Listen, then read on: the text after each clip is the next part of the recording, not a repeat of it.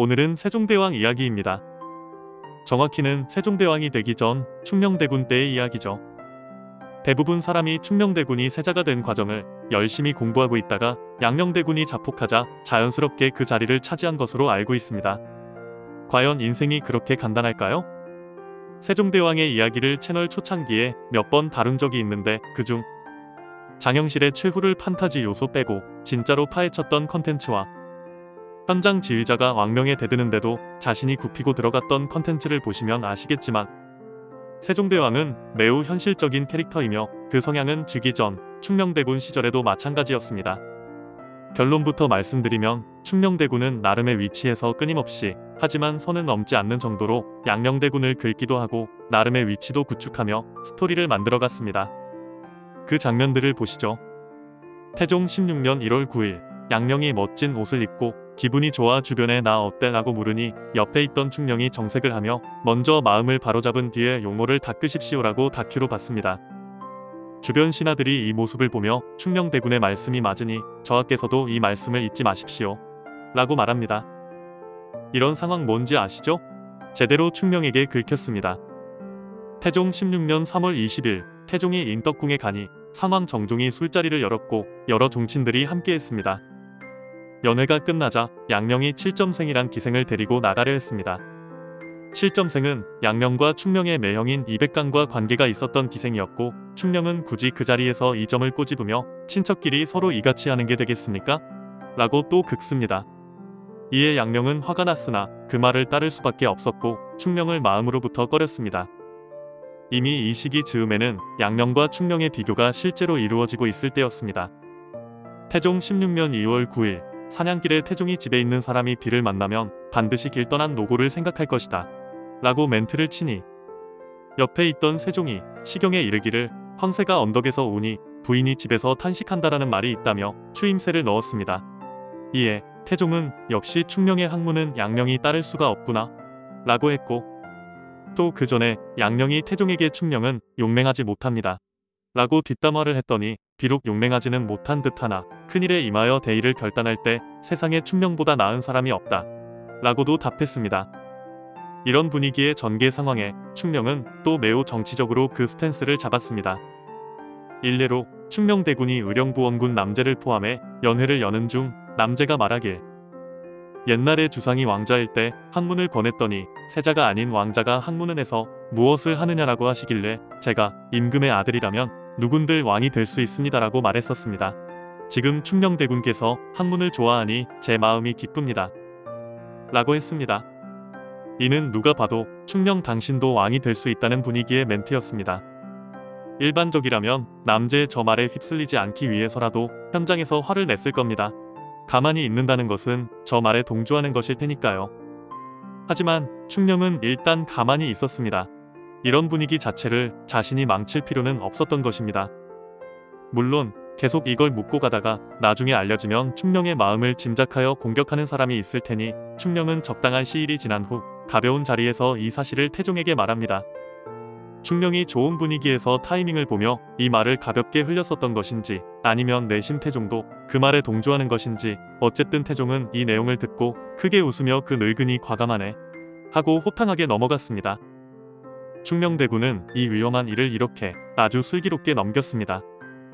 전반적으로 느낌이 옵니까? 충녕대군은 결코 순진하게 아무런 행동 없이 공부만 하지 않았습니다. 이 말을 증명해줄 결정적인 한 방도 있습니다. 태종실록 18년 5월 11일 지난번 영상에서 말했던 양녕대군 폐쇄자의 결정적인 원인이 되었던 어리사건으로 양녕이 한경에 돌아갔다 오는 길에 마산역 길거리에서 충녕대군을 만났는데 야, 내가 알아. 이번 사건 100% 네가 꼰질렀지? 라고 했고 충녕대군은 이에 답하지 않고 지나갔습니다. 만약에 이 부분이 드라마의 장면이라면 작가나 연출은 충녕대군의 한쪽 입꼬리가 올라가는 모습을 그렸을 수도 있겠네요. 뭐 드라마 언급은 상상이고 여튼 전체적인 실록의 분위기상 결코 충녕대군은 가만히 공부만 하던 왕자는 아니었습니다. 어디까지 의도했는지는 모르나 현실적인 충녕대군은 지금 자신의 자리에서 양녕과 가장 차별화되는 학문 연구에 최선을 다했고 그 사이에서 나름의 정치적 행위도 충분히 했던 것입니다. 인품만 좋아서는 대왕이 될 수 없었을 것입니다. 야심과 정치력이 있기에 충녕대군은 세종이 될 수 있었습니다. 오늘은 여기까지입니다. 구독과 좋아요 부탁드립니다. 감사합니다. 양녕대군의 폐쇄자로 인해 갑작스럽게 세자가 되고 곧이어 태종에게 왕위를 넘겨받은 세종은 아무런 힘이 없었습니다. 충실히 공부도 하고 다방면에서 능력을 인정받긴 했지만 어디까지 대군의 위치에서였지 왕이 되기 위한 실무 준비와는 거리가 멀었죠. 왕위에 오르고 보니 아직 2대 왕 정종도 살아있고 상왕이자 실제적 권력자인 아버지 태종이 여전히 건재하고 심지어 그동안 세자로서의 위치를 지키고 있었던 양녕대군까지도 멀쩡히 살아있었습니다. 게다가 이미 친태종계 노회한 신하들이 주요 보직에 쫙 깔려있으니 세종은 그야말로 말로만 왕이었습니다. 세종은 신하들이 감히 자신의 앞에서 대놓고 욕설을 하며 싸우는 모습을 보기도 했고 수제로 임금 밥상에 반찬수를 줄였던 것을 다시 원래대로 돌리자는 요청 따위도 상왕인 태종에게 물어보겠다는 대답을 해야 했습니다. 그리고 그 수모의 시간을 보낸 세종 4년, 드디어 태종이 죽고 세종의 홀로서기가 시작됩니다. 하지만 여전히 신하들의 눈에는 이제 갓 임관한 소위일 뿐 소대장 길들이기는 아직 진행 중이었습니다. 제가 ROTC 출신이기 때문에 갓 임관한 상태에서 노련한 부사관들이나 상병장들을 통솔하는 게 얼마나 쉽지 않은 일인지 잘 알고 있습니다. 실제 저는 최전방 부대라 그런 걸 그다지 느끼지 못했지만 동기들 중 적잖게 소대장 길들이기에 관문에 힘들어했던 녀석들도 있었습니다. 여튼 우리의 세종대왕은 혹독한 길들이기 시간을 보냈습니다. 태종의 죽음으로 유배 중인 양녕대군이 잠시 올라왔었는데 더 있게 하고픈 세종과는 달리 신하들은 양녕대군의 거취는 태종이 자기들에게 일임했으니 세종 당신도 권리가 없다는 망발을 하며 결국 자신들의 뜻을 관철하기도 했죠. 하지만 드디어 반전의 순간이 왔습니다. 소위가 중위로 진급하는 순간이 온 것이죠. 그 계기가 된 것은 바로 김도련 사건. 고려 말 때 함경도에서 김도련의 아버지가 고려의 권력자 2인인 무리였던 임견미를 통해 멀쩡한 양인 426명을 불법적으로 자신의 노비로 삼은 사건이 있었습니다. 노비의 금전적 가치는 나이에 따라서도 다르고 남녀에 따라서도 다르며 또 시기별로도 미묘하게 다르게 측정할 수 있는지라 정확하게 얼마라고 말하기는 모호하지만 저는 경국대전의 내용을 근거로 현재의 쌀값과 비교해 한 명당 약 1,500만 원 정도로 봅니다. 426명이면 약 64억 정도 되는 거네요. 여튼 임견미가 죽고 고려가 망하며 억울하게 노비가 되었던 사람들은 다시 양인으로 원복이 되었는데 조선이 되고 나서 이 정신 나간 김도련이가 다시 이 노비들을 찾겠다고 나선 겁니다. 그것도 이들 426명의 자손까지 다 자기 거라며 약 1,000명 정도의 노비를 차지하는 것이었죠. 이때 당연히 나라의 고위 간부들에게 뇌물들이 들어갔는데 이 뇌물 수령자 중 가장 유명한 인물이 바로 조말생입니다. 태종 때 장원급제를 한 인물이며 이 사건 당시 병조판서, 즉 국방부 장관을 하고 있던 인물. 이 조말생에게 36명의 노비를 뇌물로 준 것을 포함 총 132명의 노비가 뇌물로 취급됐습니다. 참고로 노비 외에 여러 작물들도 뇌물 목록에 있었습니다. 이 사건은 세종 4년 때 문제가 되었습니다. 아직 세종이 소위 정도였을 때죠. 아직 힘이 없었던 세종은 이 사건을 캐비넷에 넣어두고 묵혔습니다. 그리고 드디어 세종 8년, 세종이 어느 정도 짬밥을 먹었을 때 이 사건을 공론화시킵니다. 그리고 조말생을 비롯해 관련자들은 모두 강력한 처벌을 받습니다. 세종 중심의 물갈이가 시작된 것이죠. 이 사건을 계기로 세종은 조선을 위한 진짜 그림을 그리기 시작합니다. 약 1년 후 그 유명한 황희, 맹사성을 정승투톱으로 인사 발령하며 본격적으로 대왕 세종으로 변모합니다. 참고로 조말생은 약 8년의 유배 후에 다시 중용됩니다. 그리고 죽기 직전까지 일을 시키며 부려먹습니다. 장영실 죽음의 미스테리를 다룰 때도 말씀드렸지만 세종은 엄청나게 현실적인 왕이었기 때문에 필요하면 쓰는 사람이었고 이미 권력을 확고히 한 상태에서 조말생의 비리 따위는 작은 문제였던 겁니다. 의외로 이 김도련 사건을 모르는 사람이 많은데 정치적으로 보면 상당히 중요했던 사건이었습니다. 정치적인 맥락, 권력의 이동 방향, 현실적인 시대 흐름 등을 생각하며 역사 이야기를 보면 정말 재미있고 현실 정치와도 비교할 수 있는 부분이 많습니다. 더 많은 분이 더 재미있게 역사를 해석하기 바라며 오늘은 여기까지입니다. 구독과 좋아요 꼭 부탁드립니다. 감사합니다. 아직도 훈민정음 창제에 대한 잘못된 정보가 사라지지 않아 오늘 깔끔하게 정리해 보려고 합니다. 훈민정음, 즉 한글을 세종대왕이 만들었다는 사실은 유치원생도 알고 있지만 이게 그야말로 세종의 단독 플레이였다는 사실은 모르는 사람들이 아직 조금 있는 것 같습니다. 특히나 세종의 학문노예, 집현전 학자들의 도움과 협조로 만들었다는 이야기는 과거 교과서에 실린 적이 있었던 기억이 납니다. 각설하고 오늘은 있는 사실만 가지고 아주 드라이하게 정리해 보겠습니다.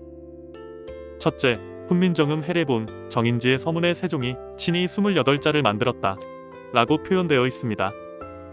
둘째, 세종실록 25년 12월 30일 임금이 친히 28자를 지었으며 이를 훈민정음이라 일렀다 라고 나와 있습니다. 셋째, 용제총화에 세종이 신숙주 등에게 언문을 만들게 했다는 기록이 있으나 언문청 설치 등의 시기가 맞지 않고 정작 신숙주의 문집인 보한제집에는 왕이 28자를 만들고 언문이라 했고 기관을 설치해 편찬 사업을 하게 했다 라고 나와 있습니다. 넷째, 신숙주 등이 작업한 운서 동국정운 서문에 성과 운 하나하나를 모두 세종에게 검수받았다 라고 나와 있고 정인지도 해례문 서문에 세종에게 세세한 지도를 받았음을 알 수 있는 기록이 나와 있습니다. 이 외에도 여러 곳에 세종이 직접 만들었음을 알 수 있는 기록이 나옵니다. 특히 세종의 훈민정음을 무시하며 반발했던 그 유명한 최만리의 상소문을 읽어보면 집현전 실무의 실질적인 수장 부제학 최만리가 전혀 이 한글 창제 작업을 몰랐음을 알 수 있습니다. 그럼 과거에는 왜 집현전 학자들과의 협업설이 돌았을까요? 그건 한글 창제 후 반포 사업, 편찬 사업 등의 집현전 학자들이 적극적으로 활약했기 때문입니다. 특히나 몽골 문자, 인도 범자, 중국 전자 모방, 창살 모양설 등으로 훈민정음의 기원을 주장했던 학설들을 단번에 정리해버린 훈민정음 해례본 역시 정인지를 필두로 집현전 학자들이 작업한 것이었습니다. 간혹 그냥 신하들이 왕을 치켜 세우기 위해 자신들이 만들어 놓고 왕이 만들었다라고 표현한 것이 아니냐는 사람들이 있는데 창제 시기의 훈민정음은 그다지 인정받을 만한 프로젝트가 아니었습니다. 최만리 상소의 다양한 태클을 보면 알겠지만 학문에 방해되고 정치에 유익함도 없는 기이한 제주 정도로 취급된지라 왕을 띄우는 수단이 될 수 없었습니다. 다만 워낙 몰래 만들어야 했던지라 세종이 가장 믿을 수 있는 자녀들은 이 일에 꽤 참여한 것으로 보입니다. 훈민정음 창제를 발표하고 2달 만에 첫 훈민정음 사업으로 운해를 번역하는 작업을 하는데 이때의 PM을 아들 3인방인 문종, 수양대군, 안평대군에게 맡깁니다.